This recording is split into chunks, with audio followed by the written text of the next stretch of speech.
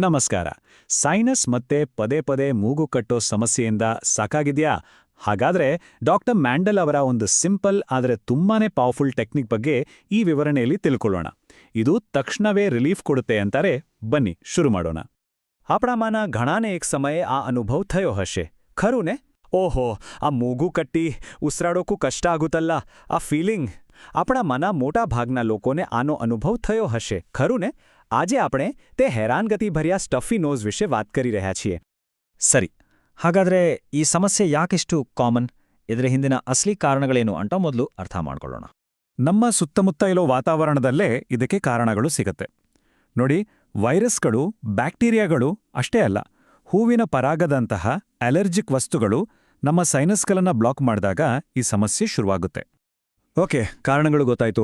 ಈಗ ಈ ಟೆಕ್ನಿಕ್ ಯಾಕೆ ಮತ್ತು ಹೇಗೆ ಕೆಲಸ ಮಾಡುತ್ತೆ ಅಂತ ನೋಡೋಣ. ಅದಕ್ಕೂ ಮುಂಚೆ ನಮ್ಮ ಮುಖದ ಕೆಲವು ಭಾಗಗಳ ಬಗ್ಗೆ ತಿಳ್ಕೊಳ್ಳೋದು ತುಂಬ ಇಂಪಾರ್ಟೆಂಟ್. ನಮ್ಮ ಮುಖದ ಮೂಳೆಗಳ ಒಳಗಡೆ ಗಾಳಿ ತುಂಬಿರೋ ಸಣ್ಣ ಸಣ್ಣ ಚೀಲಗಳಿರುತ್ತೆ. ಅದನ್ನೇ ಪಾರಾನಾಸಲ್ ಸೈನಸ್ ಅಂತ ಕರೀತಾರೆ.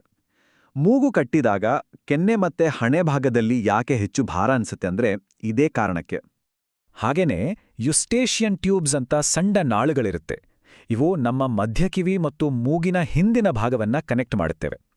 ನಾವು ಈಗ ನೋಡಕ್ ಹೋಗ್ತಿರೋ ಮೊದಲ ಟೆಕ್ನಿಕ್ಗೆ ಇದು ತುಂಬಾ ಮುಖ್ಯ. ಅಕಸ್ಮಾತ್ ಈ ಯುಸ್ಟೇಷನ್ ಟ್ಯೂಬ್ಗಳು ಬ್ಲಾಕ್ ಆದ್ರೆ ಏನಾಗುತ್ತೆ ಗೊತ್ತಾ? ಕಿವಿಯಲ್ಲಿ ನೋವು, ಕ್ಲಿಕ್ ಅಂತ ಶಬ್ದ, ಇಲ್ಲಾಂದ್ರೆ ತಲೆ ಸುತ್ತು ಬಂದ ಹಾಗೆಲ್ಲ ಆಗ್ಬೋದು. ಇದೆಲ್ಲ ಒಂದಕ್ಕೊಂದು ಲಿಂಕ್ ಆಗಿದೆ.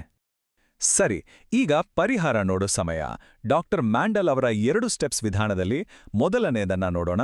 ಇದನ್ನ ಈಗ್ಲೇ ಟ್ರೈ ಮಾಡ್ಬೋದು, ಅಷ್ಟು ಸಿಂಪಲ್ ಆಗಿದೆ. ಬನ್ನಿ ಸ್ಟೆಪ್ ಬೈ ಸ್ಟೆಪ್ ನೋಡೋಣ.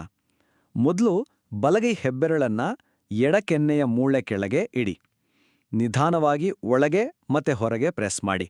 ಅದೇ ಟೈಮಲ್ಲಿ ಎಡಗೈಯಿಂದ ಎಡಕಿವಿಯ ಕೆಳಭಾಗವನ್ನ ಹಿಡಿದು ನಿಧಾನವಾಗಿ ಹೊರಕ್ಕೆ ಎಳೆಯಿರಿ.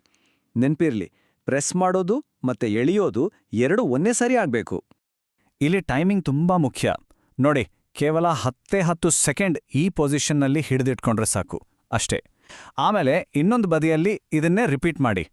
ಮೊದಲನೇ ಟೆಕ್ನಿಕ್ ಯುಸ್ಟೇಷಿಯನ್ ಟ್ಯೂಬ್ಗಳ ಮೇಲೆ ಫೋಕಸ್ ಮಾಡಿದ್ರೆ, ಈ ಎರಡನೇ ಟೆಕ್ನಿಕ್ ನೇರವಾಗಿ ಮೂಗಿನ ವಾಯುಮಾರ್ಗಗಳನ್ನ ಓಪನ್ ಮಾಡೋಕೆ ಸಹಾಯ ಮಾಡುತ್ತೆ.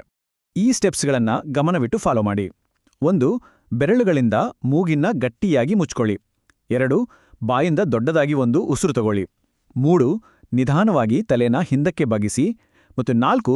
ಎಷ್ಟು ಹೊತ್ತು ಆಗುತ್ತೋ ಅಷ್ಟು ಹೊತ್ತು ಉಸಿರನ್ನ ಹಿಡಿದಿಟ್ಕೊಳ್ಳಿ. ಕೊನೆಗೆ ಉಸಿರು ಬಿಡ್ತಾ ತಲೆನ ವಾಪಸ್ ನಾರ್ಮಲ್ ಪೊಸಿಷನ್ಗೆ ತನ್ನಿ.